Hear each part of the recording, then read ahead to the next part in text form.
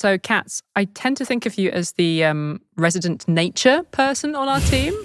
Like, all of us like nature, I should clarify, but you're kind of our chief nature person. Yeah, I do feel things. Biodiversity is also one of my favorite subjects, which is relevant to this week's interview segment, isn't it? It is, yeah. And how do you feel about bugs, insects in particular? I feel very worried about bugs. I remember reading back in I think it was 2017, a 27-year-long study told me that the flying insect population in Germany had fallen by 76%. Yikes.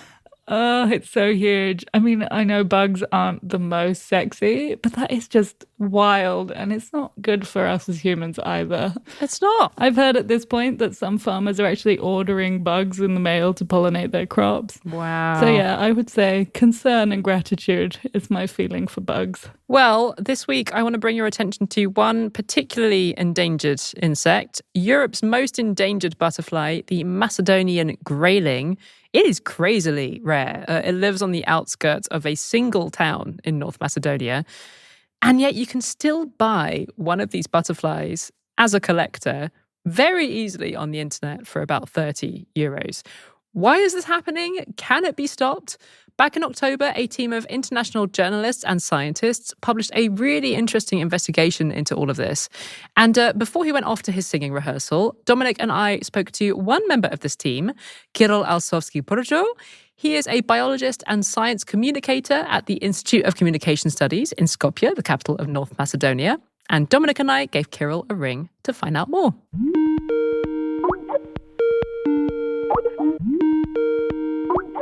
Kiril, thank you so much for joining us. Thank you for having me.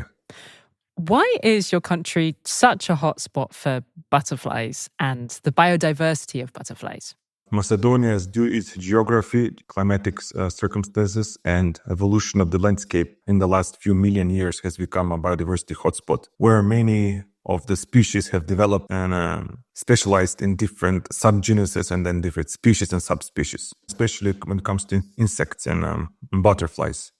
And this can have two reasons. One of them is the flora or the biodiversity of plants, because plants and butterflies are closely connected. They're part of the life cycle. Our map, geographically, it's covered by so-called IBAs, important butterfly areas. So these are geographical areas which are with high significance on international level for reproduction of butterflies or just places or areas where they live. So this makes Macedonia, although it's very small by territory, one of the smallest countries in Europe, very important biodiversity-wise. So you've been working on an investigation about Europe's most endangered butterfly, the Macedonian Grayling. Can you start by describing this butterfly to us? What does it look like and how does it behave? It's a small grayish butterfly, not very charismatic. It's not very attractive to see it. Many people will miss it in the field. It has very cryptic life cycle. We don't know much about this butterfly and their ecology. And the most important thing about it is this butterfly can be found only on very, very small area, few kilometers squares at maximum, but in reality, it's just few hundred meters. The Macedonian Grayling home is located in a high grassland hilltops in the center of Macedonia, close to the city of Prilep, which is very old, ancient city, important for the medieval time of Europe. And around these white stones and boulders covered with yellow grass, you can find this small, very lazy butterfly. I find it entertaining that it's a lazy butterfly. Yes, it's called lazy flyer, which means it's very easily to be captured and caught. It's active only a few hours in the morning when it's not too hot. Their period of activity is just July. So they're active just for a few weeks. And in those 3 weeks, they have to find their mate, to copulate, to lay eggs, and they just disappeared. So they're very, very cryptic, very shy. Laziness, though, that presumably is a part of why they are easily caught and easily poached. Yes, well, the topic of our research was the destiny of this butterfly while being faced by illegal poaching. So this butterfly, because of its rarity, is part of the national list of endangered and protected species. And this makes it very attractive to collectors. As you know, some people throughout the world have this hobby of taxidermy, of so-called insect taxidermy, where they're collecting rare species, mostly butterflies, maybe sometimes beetles. And because of the rarity of the insect, but also its ecology, being very lazy, very slow flyer. People in the past have been poaching it illegally and selling it for not more than 25 to 30 euros on the open market. But it is illegal to poach these butterflies. So why is it that they're still available on the market? In Macedonia, it's illegal to collect it and even to touch it, not little less to kill it, with the exception of doing scientific research, which is done through very rigorous and strict regulations by the government. And our research has led that people are coming in Macedonia as tourists, catching it, collecting it, taking it out of the country and putting it up on sale. Our research has taken to two places where this butterfly is usually sold. Number one is the so-called entomological exchanges. This is like an open expo, open fair, where people are presenting their catch in person. This is not illegal. It's very common. And one of the largest ones are in Europe. For example, Prague, Munich, Frankfurt. These are very popular fairs where people are coming to exchange insects, but also other exotical animals like lizards, like tarantulas and so forth. And the other way, which is more easily done, is through online shops. So eBay shops or specific website that are having their own business in selling taxidermy, they're selling this. And the thing is that although it's illegal to catch the butterfly in Macedonia, after it leaves the national borders, it becomes a gray area. There's no regulation. So technically, it's not illegal, but it's not forbidden. We have seen that these butterflies are extracted from Macedonia and be sold illegally on Western European markets. We don't know who is the final customer is, but we know that the sellers are Polish, Czech, and German companies. And again, these people are aware of the status of the butterfly, but I will suggest that they're misusing the system. And can we be sure that these butterflies were caught after it became illegal to poach them, I think about a decade ago?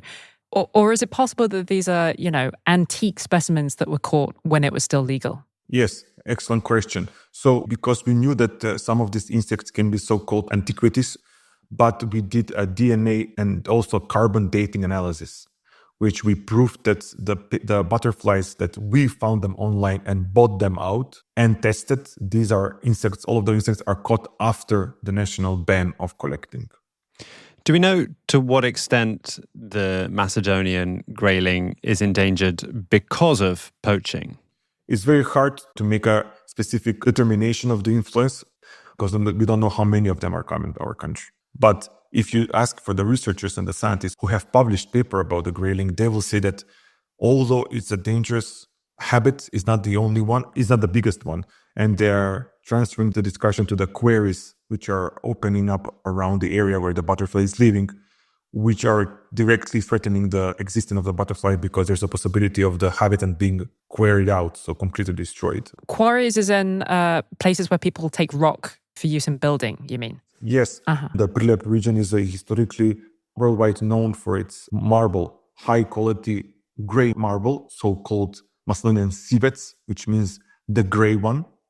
And this is very expensive marble that has a white color, but it has a great shade when the sun is shining upon it. So it gives this like silver-looking phenomenon of the appearance. It was used to build the White House, I think, right?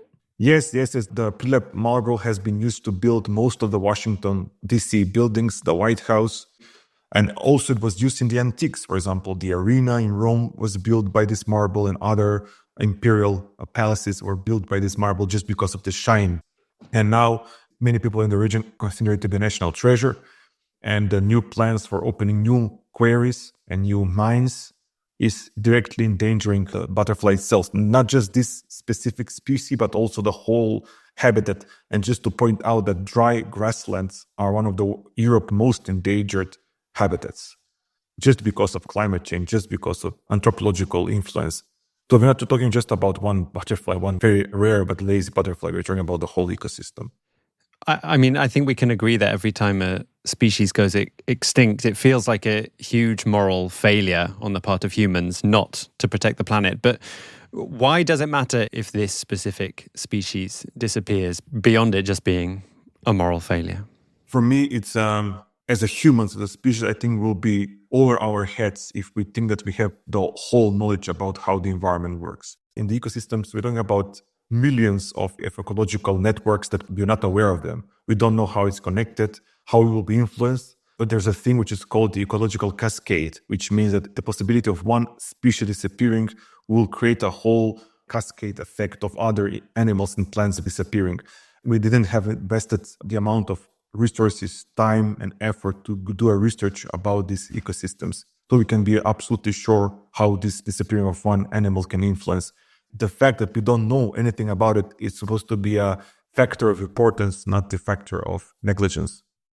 Has there been any change or an attempt to fix this legal loophole that is allowing these butterflies to be sold online since your investigation was published? The short-term plans for us as a team and also for the Macedonian government is to put this species of butterfly on so-called CITES list. So CITES is a list of animals and plants which are regulated or forbidden for international transport and market. And by putting this butterfly on the annex of the CITES convention, it will give the fighting chance, so it will become illegal also to be sold outside of the national borders. So this will be the step one. This application is in preparation. The meeting will be held in October, and this will be the place where our team needs to present the case with arguments. From the moment that the butterfly will become a CITES species, everything regarding them, this butterfly internationally, will become illegal following the national laws. So that's the short-term plan. But the long-term plan is just to show how fragile nature can be, and also to show that it's very hard for the governmental agency to look upon every little detail about nature. And Macedonia is a small country, but from European Union point of view, they can see that the European Union is as a regional leader of democracy, of governance. It still has a lot to do to protect something which is outside of the borders, but being misused by its members. Yeah, it's interesting you talking about borders, because we're often struck making this podcast by how borders affect the lives of European humans, like depending on which side of a border you live on and whether it's a side that's in the EU or outside of the EU. But nature obviously doesn't recognize borders. And how do you grapple with that? How do the borders we've made in Europe affect our ability to protect biodiversity? In my personal theory is that there's no point of seeing the nature on a national border level, even a European border level. Unfortunately, the borders that we live now, the physical, social, political borders in the Balkan Peninsula, are not going in favor of nature, because every decision has to be shared among other countries. Usually those countries are in unfriendly relationships. I cannot imagine how many species and ecosystem has been neglected or destroyed throughout the time just because of this, especially in the case of the Balkan Peninsula. So, in my perspective, only a regional approach and collaboration can yield any form of fruitful results for nature conservation.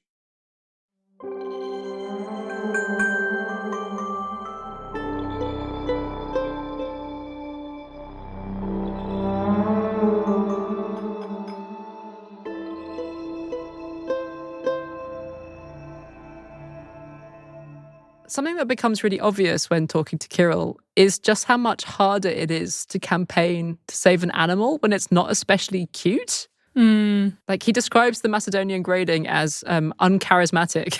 And, like, let's be fair, like, these are pretty unremarkable looking butterflies.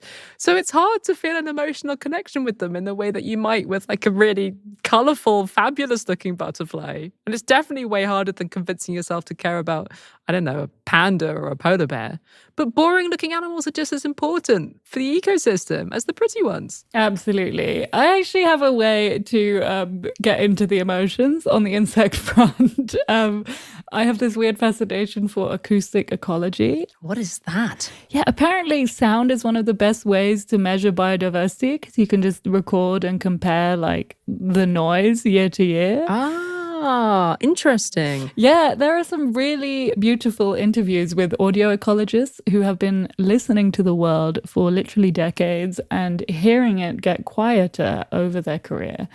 Quieter in terms of insects and birds, and sadly much, much louder in terms of human sounds like engines. I also learned from them just how listening completely and immediately changes the way you move through the world. It's really quite amazing. So now I regularly go out into parks and just listen to see how many creatures I can hear.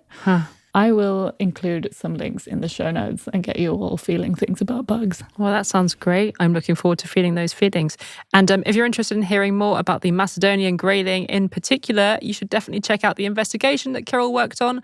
It was produced with funding from journalismfund.eu, who have also funded some of our work in the past. The investigation is in the form of a great 25-minute documentary called Nature for Sale, which is available on YouTube, as well as a written piece. So you'll find links to those too in the show notes.